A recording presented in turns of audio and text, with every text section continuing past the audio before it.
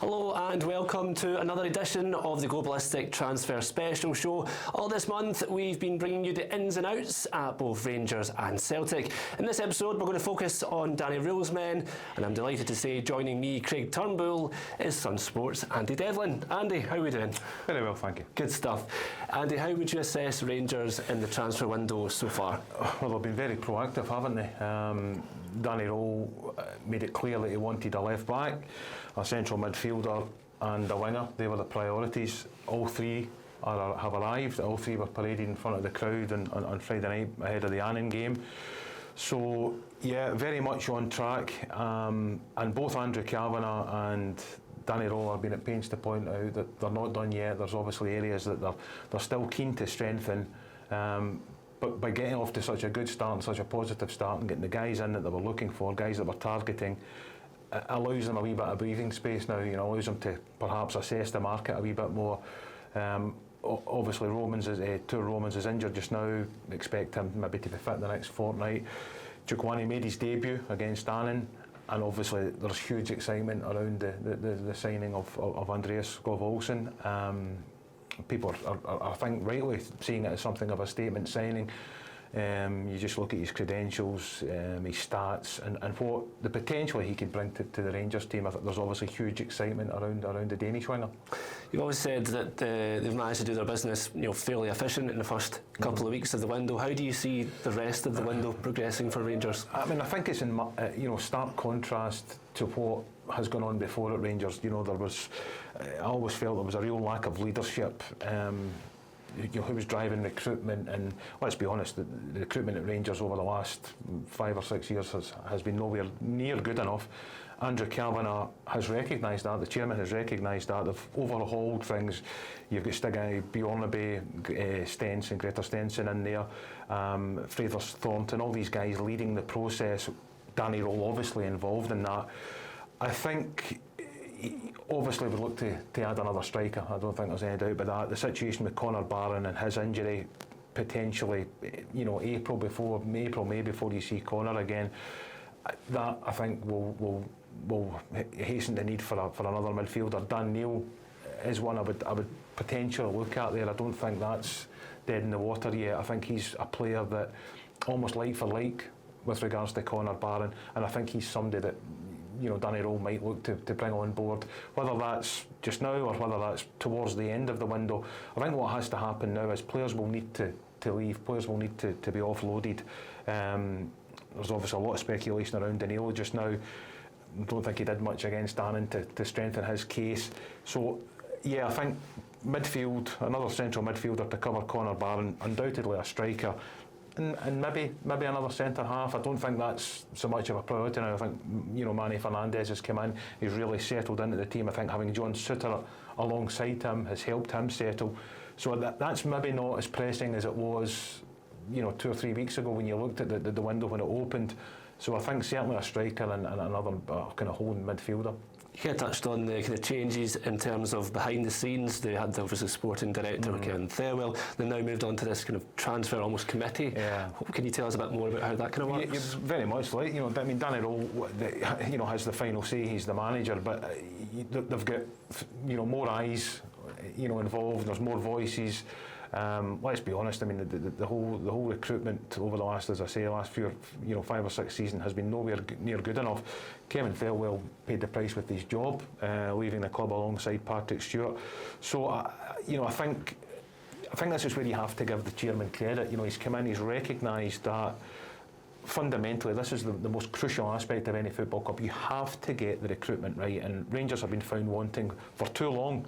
So he's come in, he's recognised there was an issue, he's changed it, and I mean, Danny Röhl's absolutely delighted. He's got the guys that he's been looking for. The guys that he's asked for are now in the building, and it's about getting them embedded into the team and now kicking on.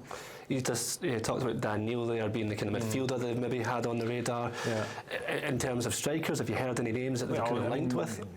Demar Redic, obviously the Hungarian international, is certainly one that is has been on Rangers' radar. as I say, I still feel the need to. I mean, the squad is now bloated. You look at Annan on Friday night. You had Joe Rothwell coming in, Kieran Dowell coming in, Findlay Curtis coming in, and obviously Danilo coming in. All these guys, Rangers will be desperate to try and get them moved on this month. Whether they can, that remains to be seen.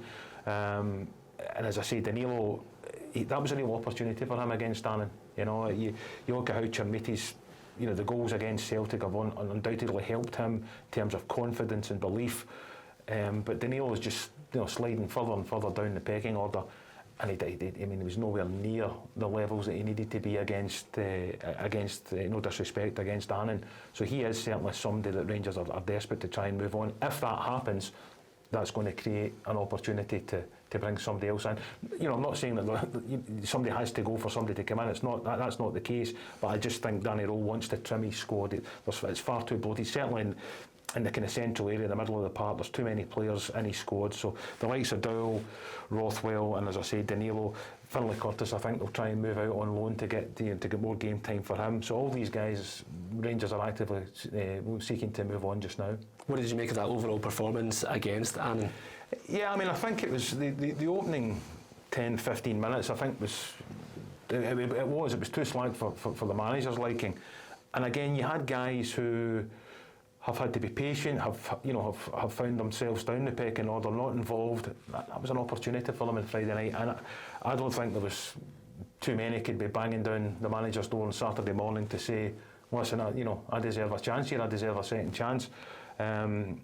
Rothwell did okay, Dowell got his goal, but long term, bigger picture, they're not part of it. So Rangers are looking to move these guys on. How difficult is it to do that in this window, do you think? Yeah, it is. The obvious market for Dowell and Rothwell would be down south. Danilo's a different kettle of fish. Whether they can move him abroad remains to be seen. But yeah, it's not. Rothwell signed a three-year deal when he arrived. Dowell was a 4-year deal. So yeah, it's difficult to move these guys on, but as I say, these are the players that Rangers are desperate to offload. As you mentioned earlier, there's a lot of excitement about Andreas Skov Olsen. What does that do for kind of Oliver Antman? Because he seems to started positively, and he just kind of fizzled out. Again, he's one that seems to have lost his way a wee bit. He's obviously had an injury as well, which hasn't helped him. It provides competition, the likes of Gassama as well. He was another player got off to an electric start, scoring goals.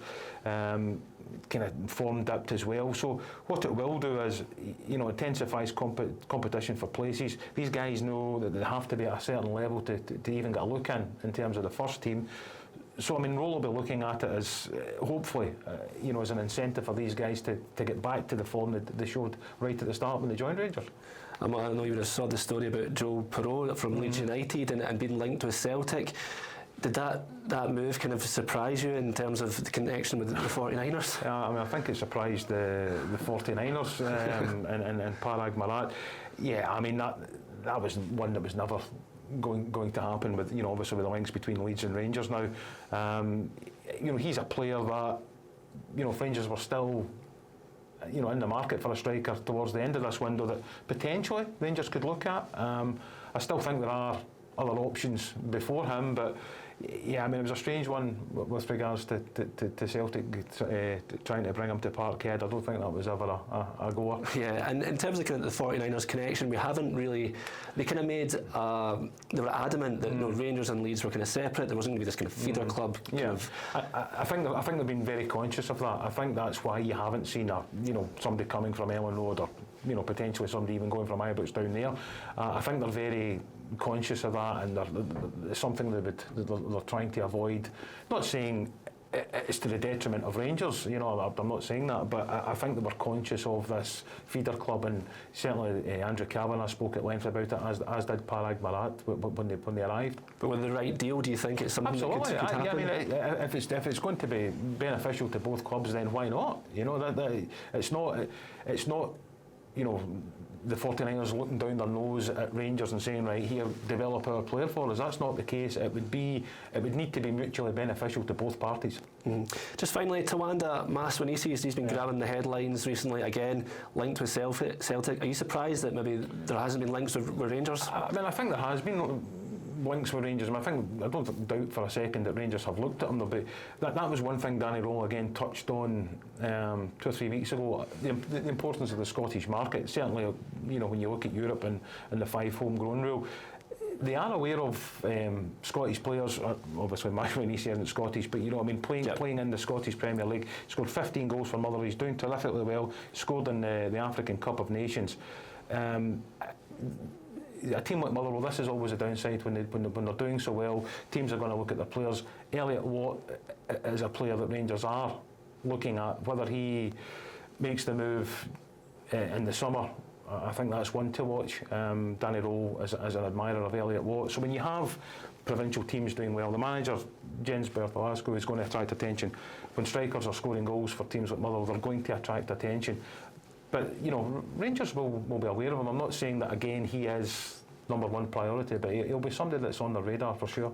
What kind of... Jens Bertholasco has already said that, he isn't for sale, but what type of money could tempt them, do you think? I mean 1.5 million, something like that. I don't know. He has scored. He's so important. He's pivotal. But Motherwell obviously signed the striker yesterday. Whether that's to offset just in case that a bid comes in and Motherwell can't refuse it. Motherwell have got money in the bank. Remember, they sold Lennon Miller in the summer, so they have money in the bank. They're not under any pressure to sell. It's not like 2 or 3 years ago when they would have to cash in. And these guys, they're not under that same pressure to cash in just now. And from a Motherwell point of view, they'll be desperate to keep these guys together and just see what happens, see how high they can go, how they can finish, and how far they can go in the Scottish Cup. And Marouane is central to that. Yeah.